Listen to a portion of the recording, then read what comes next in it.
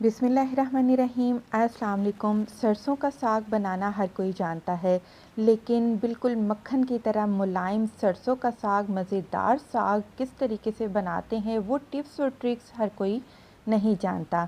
तो हमारी यही कोशिश होती है कि रेसिपी जो भी बनाएं वो टिप्स के साथ आपके साथ शेयर करें।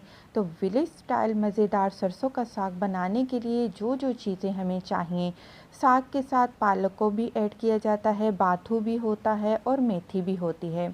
तो आपने अमाउंट कितनी लेनी है, यहाँ पर 2 गट्ठी आपने साग लेना है, 1 गट्ठी आपने पालक की लेनी है, 1 गट्ठी आप मेथी की इस्तेमाल करेंगे और 1 गट्ठी आप बाथू की इस्तेमाल करेंगे।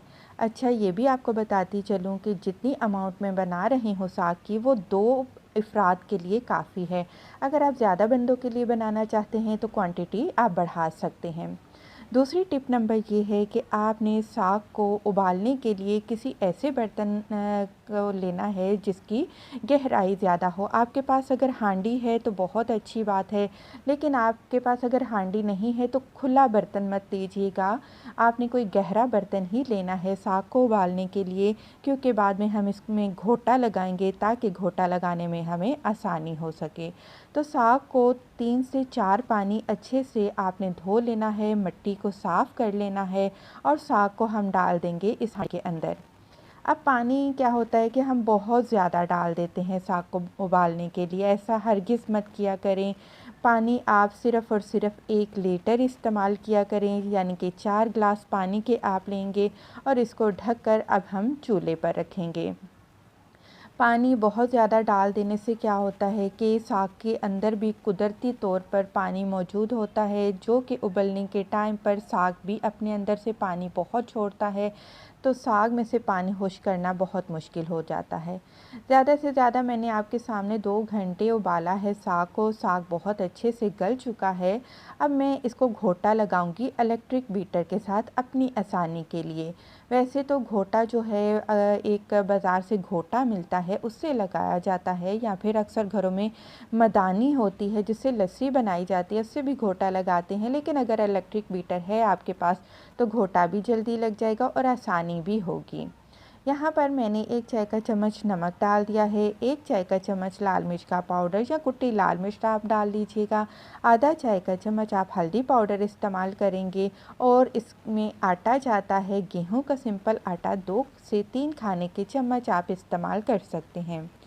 दोबारा घोटा लगाएंगे हम, इलेक्ट्रिक बीटर को इस्तेमाल करते हुए तमाम चीज़ों को मिक्स भी कर लेंगे और साग को भी अच्छे से हम घोटा लगा लेंगे ताकि ये बिल्कुल नरम और मुलायम हो सके। मैं आपको चेक करवाती हूँ कि इलेक्ट्रिक बीटर के साथ ये किस कदर अच्छा घोटा लगकर तैयार हुआ है और हमारा साग किस कदर नरम हो चुका है। अब साग किसी किस्म का भी हो, उसको बेहतरीन बनाने के लिए उसमें एक ज़बरदस्त तड़का लगाया जाता है। साग का असल मज़ा तभी आता है जब तड़का अच्छा हो। तो आपने क्या करना है, आधा कप तेल ले लेना है, तेल में एक पूरी गट्ठी लहसुन की बारीक चॉप करके आपने इसमें शामिल कर लेनी है।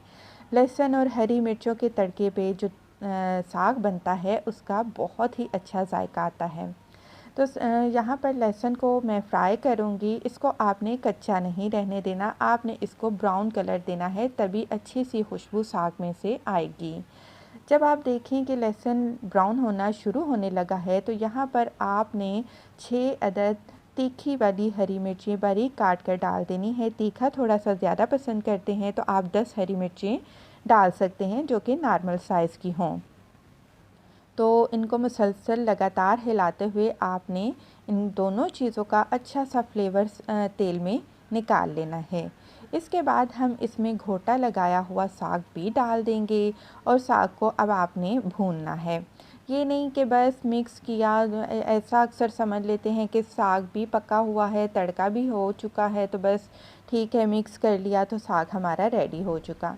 ऐसा नहीं है, जब तक आप अच्छे से इसकी भुनाई नहीं करेंगे तो अच्छा आपको टेस्ट नहीं मिलेगा साग का। तो आपने तकरीबन 8 से 10 मिनट आपने हल्की आंच पर साग को इस तड़के में भूनना है और बिल्कुल इसमें से जो पानी है वो सुखा लेना है। और आपके सामने ये देखिए कितना ही नरम और मुलायम हमारा ये सरसों का साग बनकर बिल्कुल तैयार हो चुका है। ये कम से कम 2 बंदे आराम से खा सकते हैं। इसके साथ आप मकई की रोटी बनाइए और मक्खन डालना बिल्कुल भी मत भूलिएगा। वीडियो पसंद आई है जाते जाते लाइक करते जाएं। खुश रहें, दुआ में याद रखें। अल्लाह हाफ़िज़।